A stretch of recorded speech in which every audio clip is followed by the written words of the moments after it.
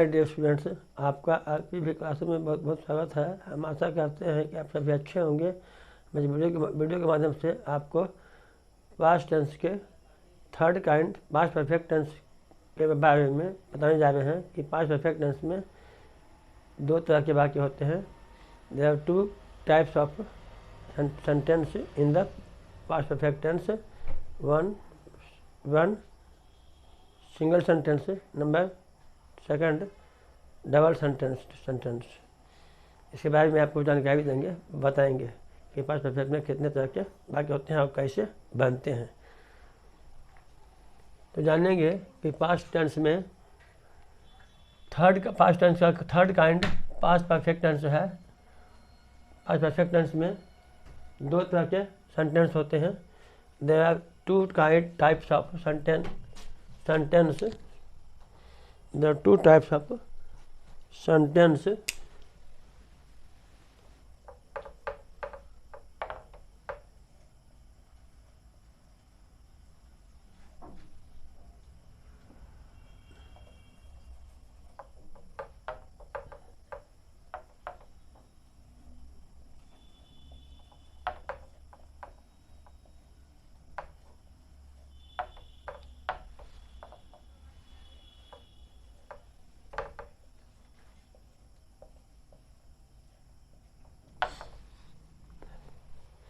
There are two types of sentence. There are two types of sentence in past perfect tense. ताकि past perfect tense में दो तरह के वाक्य होते हैं। नंबर वन है सिंगल सेंटेंस जो जिसको कहते हैं हिंदी में कहते हैं एक वाक्य वाला वाक्य। नंबर टू है डबल सेंटेंस जिसको बोलते हैं डबल दो वाक्य वाला वाक्य। अब पहला जानेंगे, फर्स्ट क्या है सिंगल सेंटेंस एक वाक्य वाला वाक्य। इसमें क्या होता है, एक वाक्य में एक सब्जेक्ट और एक वर्ब होते हैं। There are one subject and one main verb या finite verb in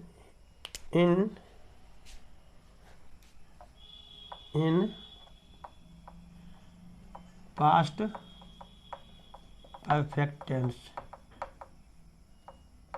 past perfect tense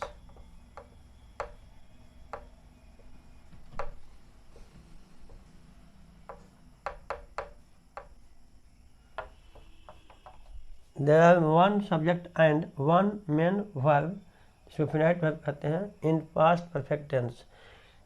past perfect tense में दो तरह के वाक्य होते हैं जिसमें सिंगल सेंटेंस वाला वाक्य में एक सेंटेंस एक सब्जेक्ट और एक वर्ब होते हैं, मेन वर्ब होते हैं। एग्जाम्पल में है I had gone to school. इसमें आई हो गया सब्जेक्ट और गॉन हो गया मेन वर्ब। मेन वर्ब का V3 जिसको कहते हैं मेन वर्ब का थर्ड फॉर्म। तो आई हो गया सब्जेक्ट, इसको सब्जेक्ट वन कहते हैं और सब्जेक्ट वन होता है और गॉन जो है ये मेन वर्ब है, मेन वर्ब भी वन होता है। उसके बाद है नंबर सेकंड है डबल सेंटेंस। इस वाक्य में डबल सेंटेंस में दो वाक्य होते हैं जिसमें दो सब्जेक्ट और दो मेन वर्ब होते हैं। Double sentence has two subjects S1 and S2 and two main या फिनाइट वर्ब्स V1 और V2। V1 and V2।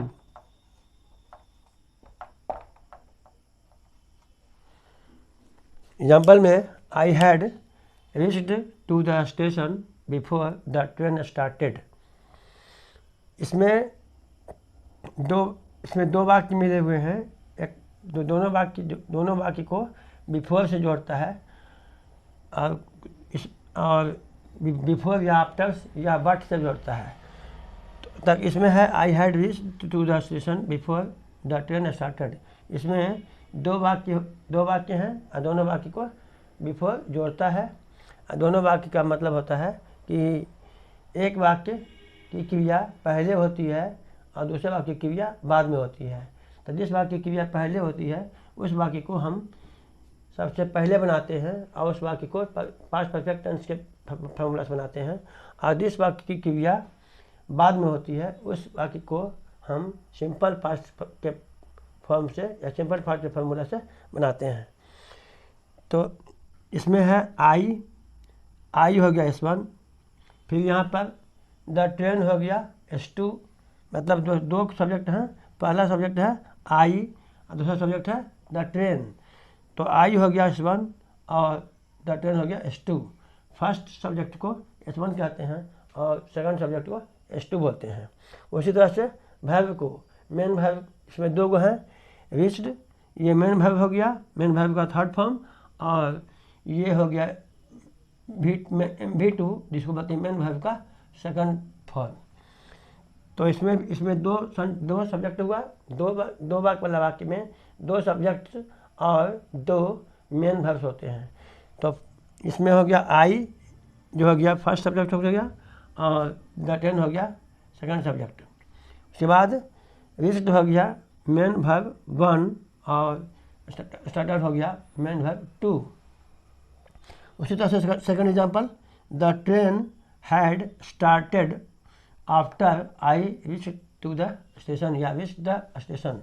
मतलब इसका हिंदी हो गया कि मेरे स्टेशन पहुंचने के बाद गाड़ी खुल गई थी या खुल चुकी थी। और फर्स्ट का हिंदी हो गया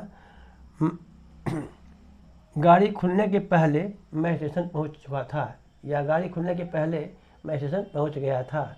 तो याद रखना है कि इसमें दो सेंटेंस वाला वाक्य में दो सब्जेक्ट होते हैं और दो क्रियाएं होती हैं, दो वर्ब्स होते हैं, उसको मेन वर्ब बोलते हैं, और जो क्रिया बाद में होती है पहले होती है वो क्रिया, उस क्रिया वाले सेंटेंस को हम पहले बनाते हैं और उसको पास्ट परफेक्ट टेंस के फॉर्मूला से बनाते हैं, और जो क्रिया जो एक्शन बाद में होती है उन क्रिया वाले एक्शन वाले सेंटेंस को हम सिंपल पास्ट के फॉर्मूला से बनाते हैं और दोनों को बट आफ्टर बिफोर से जोड़ते हैं। तो इसमें फर्स्ट सेंटेंस में बिफोर जोड़ दिया सेंटेंस को और सेकंड एग्जांपल में आफ्टर जोड़ दिया सेंटेंस को। ये हो गया कंजंक्शन। बिफोर जो है कंजंक्शन है और यहाँ पर आफ्टर कंजंक्शन है। जो दो कंजंक्शन में वर्ड हैं जो दो शब्दों को या दो वाक्य को जोड़ता है। तो आफ्टर बिफोर दोनों जो कंजंक्शन है ये दोनों वाक्य को जोड़ता है। इसमें जोड़ता है I had reached to the station, sentence हो गया, और द ट्रेन स्टार्टेड ये हो गया सेंटेंस। तो दोनों सेंटेंस को जोड़ने वाला बीच में बिफोर आ गया है जो कंजंक्शन का काम करता है।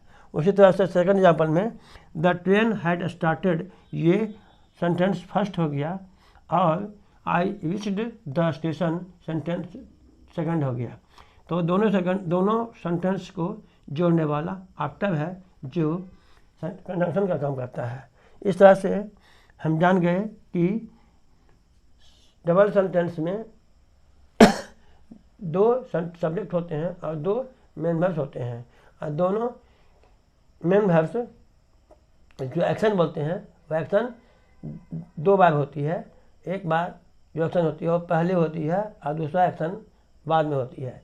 तो दो एक्शन बाद में होता है उसके सेंटेंस को हम पास्ट परफेक्ट के फॉर्मूला से बनाते हैं और उसको पहले बनाते हैं, और जो एक्शन बाद में होती है वो एक्शन वाले सेंटेंस को हम बाद में बनाते हैं और उसको सिंपल पास्ट के फॉर्मूला से बनाते हैं। तो दोनों एग्जांपल में वही काम हुआ है। तो एक में बिफोर जोड़ता है सेंटेंस को और एक एग्जांपल में आफ्टर जोड़ता है सेंटेंस को।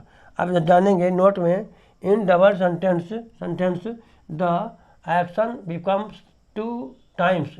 इसमें क्या होता है, इस दो सेंटेंस वाले वाक्य में क्या होता है कि कोई भी क्रियाएं दो बार होती है, जो भी क्रिया होती है दो बार होती है।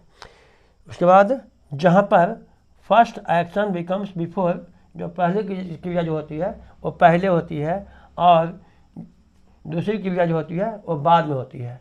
And second action becomes after, मतलब कि फर्स्ट क्रिया फर्स्ट एक्शन पहले होती है और सेकंड एक्शन बाद में होती है। इस तरह से हम जान गए कि पास्ट परफेक्ट टेंस में दो तरह के सेंटेंस होते हैं। फर्स्ट है सिंगल सेंटेंस और सेकंड है डबल सेंटेंस, मतलब जिसको कहते हैं एक वाक्य वाला वाक्य और दूसरा है डबल वाक्य वाला वाक्य या दो वाक्य वाला वाक्य। अब आगे के क्लास में आपको बताएंगे कि इसका फॉर्मूला क्या है, कैसे हम डबल वाक्य को किस तरह से बनाते हैं और उसमें उसका क्या फॉर्मूला है। तो फॉर्मूला के आधार पर यह सेंटेंस बनता है। तो आज का क्लास इस समाप्त होता है। अगर आपको यह वीडियो पसंद आया हो तो लाइक कीजिए, अपने दोस्तों या मित्रों के साथ शेयर कीजिए। अगर चैनल पर नए हों हमारे चैनल को सब्सक्राइब कीजिए और नोटिफिकेशन के लिए बेल आइकन को प्रेस कर दीजिए।